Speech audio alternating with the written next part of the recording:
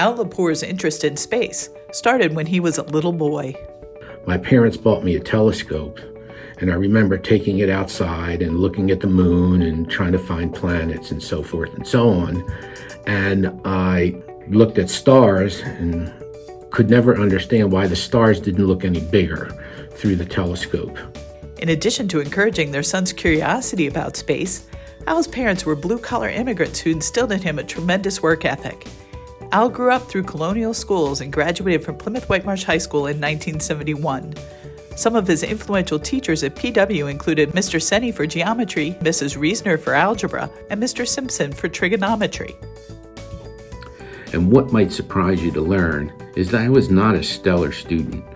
Math came hard, but these teachers helped me realize its importance and the power to figure things out, giving me a sense of exploration and the exhilaration that comes with it. Al also wrestled and played football for the Colonials and learned valuable lessons about working on a team. He won't ever take full credit for his incredible accomplishments because he constantly gives his team all the credit, but I think that's what makes him such a great leader.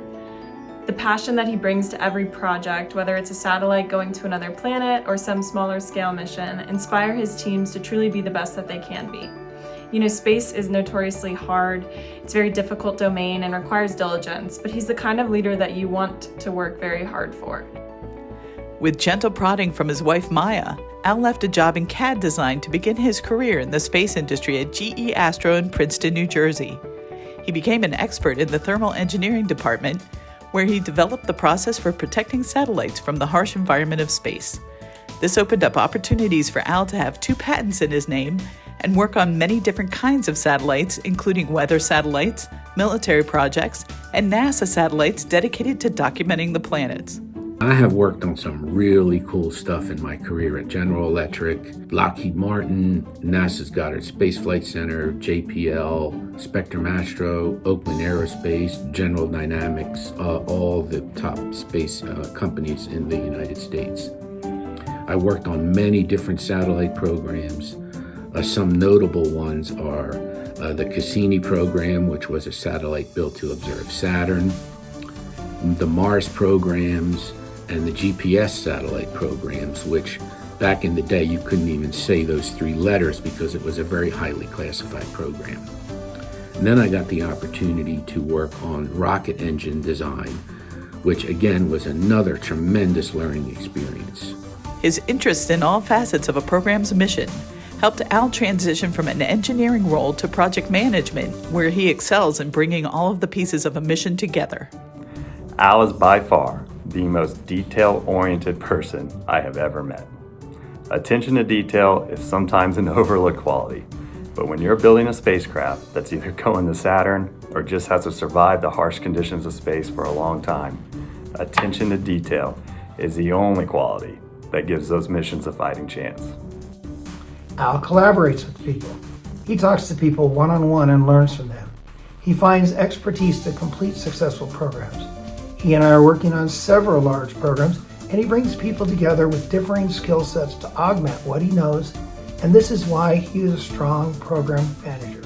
None of this is done in a vacuum.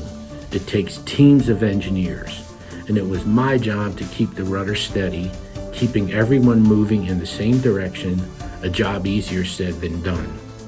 It takes leadership, enthusiasm, the ability to communicate clearly, learning agility, courage in the face of difficult decisions, gratitude, empathy, strategic and critical thinking, and most of all, humility.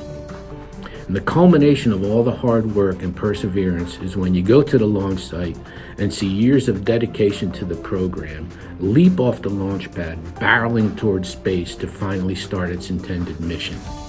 Al's dedication to his team doesn't stop at the end of the workday. Many of his co-workers are also lifelong friends. Just cannot overemphasize how honored we are to have been part of Al's career over the many, many years that we've known and worked with him. And all that said about Al's technical capabilities, he is an all-around wonderful human being.